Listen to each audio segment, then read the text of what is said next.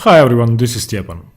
I'm gonna analyze the clash of the Americans from round 8 of the Candidates Tournament, a game in which Wesley So, who's had a more than rough start to the tournament, had the white pieces against the current leader Fabiano Caruana, who's at an excellent score of 5 out of 7 before this round. Wesley had the white pieces and he opened with pawn to e4, e5, knight to f3, and we don't get the standard knight to c6 lines by Fabiano. He plays knight to f6, the Petrov's defense or the Russian game. It's not the most exciting of openings, but definitely a welcome change from all the Catalans and Queen's Gambit declined positions we have seen so far.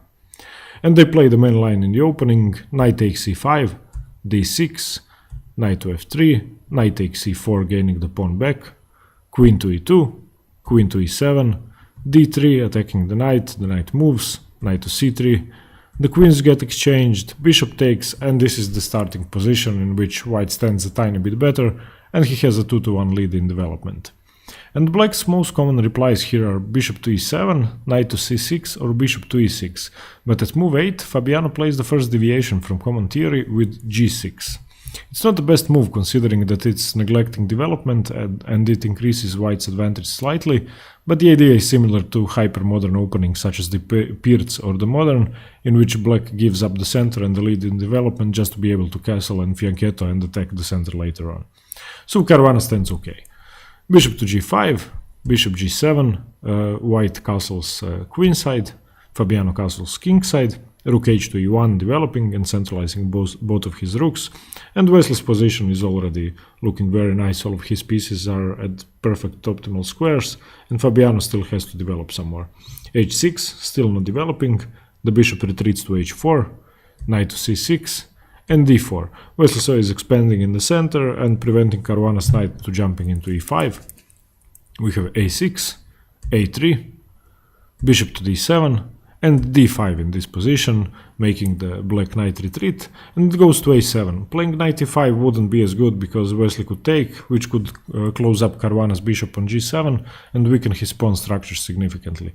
And here Wesley continues with knight to d4, we have knight to c8, knight b3, he transferred the knight to b3, but I'm not sure how effective the maneuver was as the knight isn't really doing that much on b3. g5 by Fabiano, bishop g3 and rook e8. And Caruana has managed to equalize comfortably despite moving the knight, which is now on c8 3 times, as white's knights are also not too spectacular on b3 and c3, and Caruana has a plan of transferring the knight to e7 and to f5 anyway, which would be a very active square. Knight to a5 attacking b7, b5 by Caruana just defending, and f3 preventing the knight from entering g4 or e4, and Caruana has now more than equalized. He stands a bit better now actually, as Wesley has placed his knight on the unusual a5 square, and both of his bishops lack in scope and have no targets, while Caruana's bishop on g7 can easily be unleashed to great effect, and the d7 bishop can transfer to the active f5 square. We have knight h5 attacking the bishop on g3, it retreats to f2, knight to f4, a perfectly active square for the black knight, the bishop has to defend g2 so it retreats to f1, and knight to b6. And it's obvious that all of black's pieces are slowly improving and finding their way into very active squares, as opposed to white's which look a bit ridiculous actually.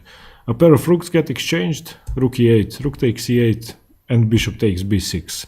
Wesley has here decided to enter a very visually risky plan after Caruana recaptured the knight with c takes b6, as he played knight to b7, threatening the d6 pawn, but it definitely looks very risky to put your knight behind enemy lines like that, and I would be too scared to do it, definitely, as it's not clear how it's gonna return back. Caruana responds with bishop to e5, defending d6, Wesley plays knight e4, attacking the pawn once again, and apparently the best move for Caruana here was to play g4, breaking up Wesley's kingside pawn structure, and instead he played the inaccurate rook to b8, and in some variations threatening to win one of the knights, but Wesley reacts correctly, immediately cashing out on his advantage, and he takes with the e knight, with knight takes d6.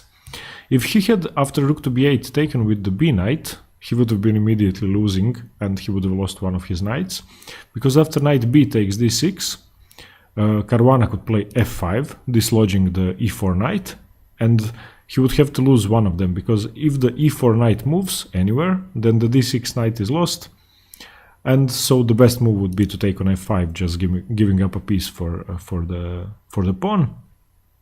And if not taking on f5, then g3, attacking one of black's pieces, and after f takes c4, knight takes c4, knight h5, Caruana would be a piece up and completely winning.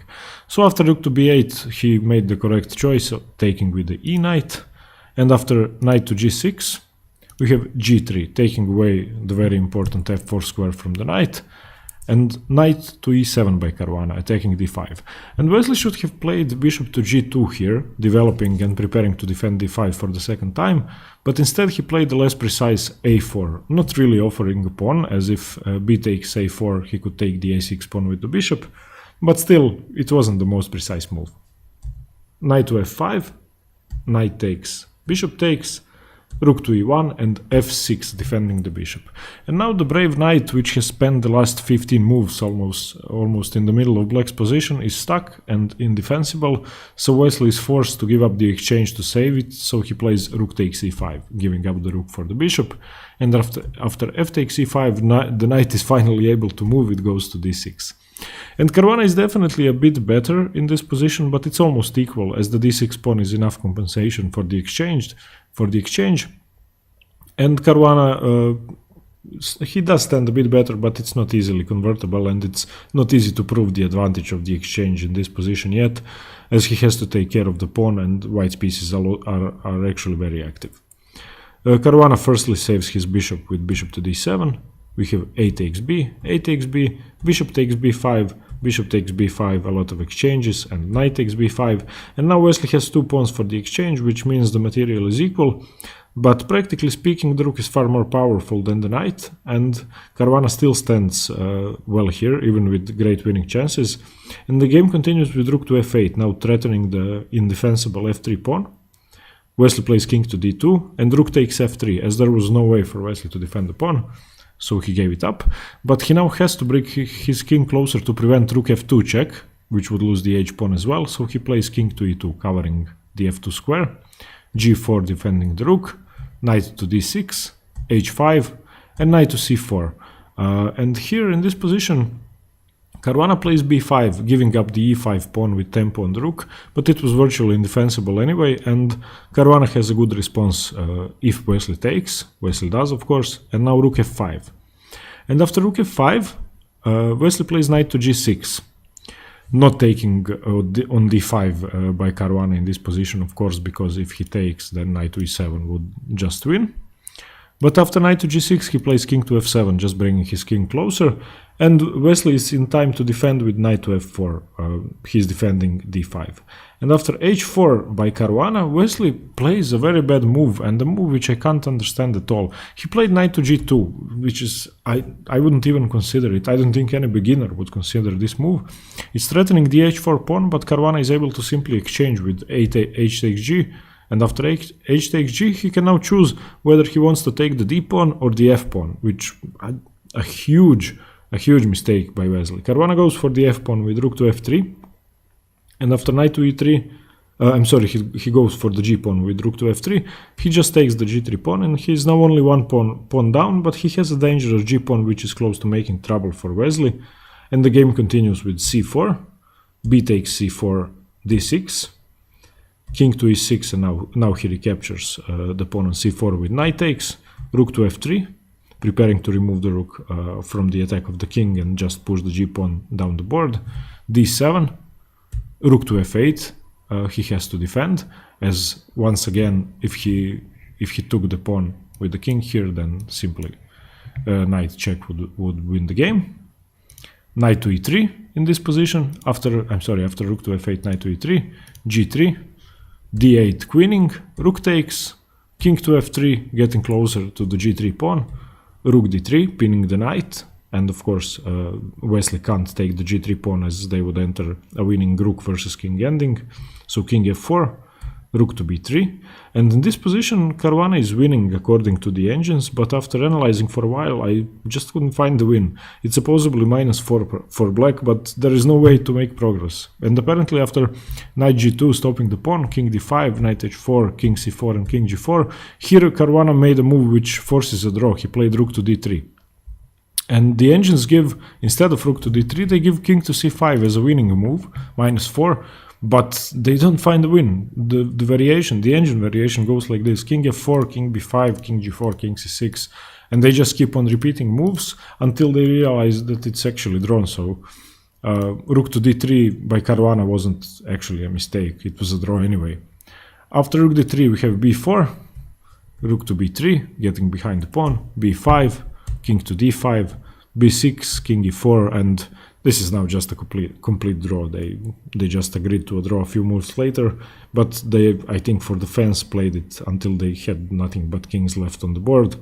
b7, rook takes, king takes, rook g7 check, king f2, rook g4, knight g2, rook takes, king takes, and this is a draw now.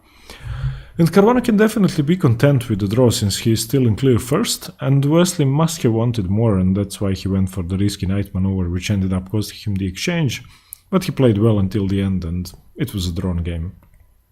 And he is now unfortunately in last place with only 3 points, and Fabiano has an amazing 5.5 out of 8, which still puts him in the first place as the only leader. So he's in a great position to achieve something in this candidates tournament and perhaps even challenge Magnus for the title later on in the year. And with this kind of chess, he definitely stands a very good chance of achieving that. He's theoretically prepared, he's tactically strong, and he seems to be playing the best chess overall of all eight players. Okay everybody, thanks very much for watching. I hope you got something from this exciting Petrov's defense, and stay tuned for more chess from the candidates as I will be covering all the games. Cheers, bye!